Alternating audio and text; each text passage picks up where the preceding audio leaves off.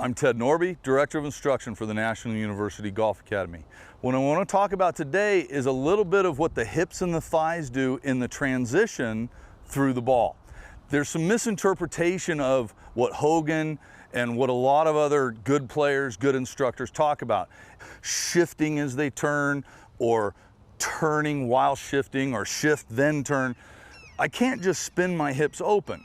A lot of ways to feel this is from the top of the swing, feeling like the inside of the right foot kind of rolls in, the inside of the right thigh or the groin kind of squeezes toward the target as the left hip turns. I also don't want to just shift, because if I'm keeping my right hip closed and I just shift, I'm going to get to the spot where I'm so closed up that I can't turn from that spot either. So absolutely, this left hip is turning open, but the right side's got to stay back. So when I get this all put together where my left hip is definitely opening, but my right side, my right hip, my right thigh, my right knee are staying back and almost squeezing forward, I get this rotation as I'm shifting, and I get planted over on my left side, so now I can rotate as hard as I want. I don't want my right hip to run out to the ball. I don't want my right knee to go out to the ball, which would happen if I just spin my hips open, but I also don't want to stay closed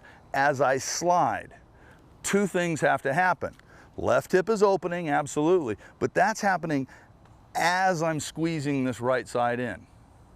That puts me into a position where now my hips are shifting, turning open, and that can be your power source in through the golf ball.